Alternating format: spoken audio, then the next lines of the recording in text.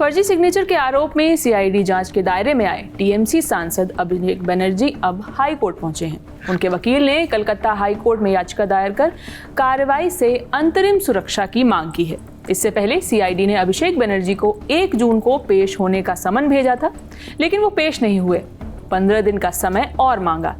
इसके बाद जांच एजेंसी ने उन्हें 1 हफ्ते की मोहलत दी और कहा कि 8 जून को हर हाल में अधिकारियों के सामने पेश होना होगा।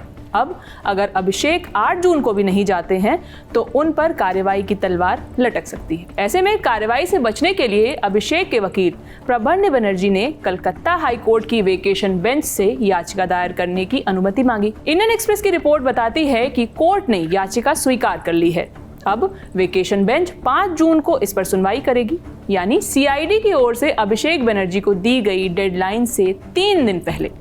अभिषेक को उम्मीद होगी कि उन्हें कुछ राहत जरूर मिलेगी। लेकिन ये पूरा मामला है क्या और सीआईडी आखिर किस चीज की जांच कर रही है, ये जानने के लिए थोड़ा पीछे चलना होगा। 4 मई को बंगाल विधानसभा चुनाव के नतीजे आए। 6 मई को पूर्व मुख्यमंत्री ममता बनर्जी ने अपने आवास पर टीएमसी विधायकों की बैठक बुलाई। बैठक में उनके करीबी सहयोगी सोवनदेव चट्टोपाध्याय को नेता प्रतिपक्ष यानी लीडर ऑफ ऑपोजिशन बनाए जाने पर सहमति बनी। आनंद बाजार पत्रिका की रिपोर्ट के मुताबिक बैठक में सभी विधायकों ने इस प्रस्ताव का समर्थन किया था। इसके बाद 9 मई को बंगाल के विधानसभा अध्यक्ष को टीएमसी पत्र लिखकर बताती है कि सोवनदेव चट्टोपाध्याय को नेता प्रतिपक्ष बनाया जाना है। पत्र में पार्टी के महासचिव अभिषेक बनर्जी के हस्ताक्षर थे। इस पर विधानसभा अध्यक्ष की ओर से जवाब आता है कि केवल पत्र काफी नहीं है, सभी विधायकों के हस्ताक्षर के साथ जिस बैठक में उन्हें चुना गया है उसके मिनट्स ऑफ मीटिंग भी जमा कराएं। मिनट्स ऑफ मीटिंग मतलब मीटिंग का लिखित सारांश कि किसने किसने समर्थन किया और अन्य जानकारी। अब 13-14 मई को टीएमसी विधायक विधानसभा में शपथ लेते हैं, फिर विधानसभा के अटेंडेंस रजिस्टर पर अपने साइन करते हैं।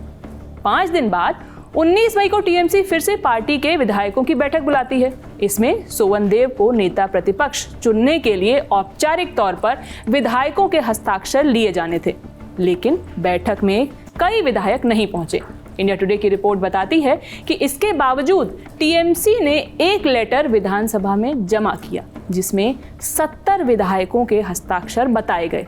कहा गया कि ये सभी विधायक सोवनदेव चट्टोपाध्याय को नेता प्रतिपक्ष बनाए जाने के पक्ष में हैं। अब यहीं से पूरा विवाद शुरू होता है। विधानसभा सचिवालय हस्ताक्षर में गड़बड़ी के आरोप लगाता है। कहा गया कि उनमें से कुछ हस्ताक्षर कैपिटल लेटर्स में थे, कुछ जगह सिर्फ शुरुआती लेटर्स ही लिखे गए थे। इन सिग्नेचरों को 13-14 मई को अटेंडेंस रजिस्टर में किए गए सिग्नेचर से मिलाया गया तो कथित तौर पर करीब 20 सिग्नेचर में अंतर मिला। 27 मई को खुद टीएमसी विधायक संदीपन साहा और ऋतुव्रत बनर्जी इस मामले में खुलकर सामने आए। स्पीकर को पत्र लिखकर शिकायत की कि उन्होंने लेटर में हस्ताक्षर किए ही नहीं, उनके नाम पर जो हस्ताक्षर हैं वो जाली हैं यानी नकली हैं।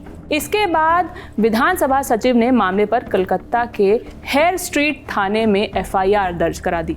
एफआईआर और अपने ही विधायकों की शिकायत से पार्टी आलाकमान की मुश्किलें बढ़ गईं। बाद में मामले की जांच राज्य सीआईडी को सौंप दी गई। अब चूंकि पत्र में पार्टी महासचिव के तौर पर अभिषेक बनर्जी का नाम था, इसलिए सीआईडी ने उन्हें ही पूरी जांच के केंद्र में रखा है।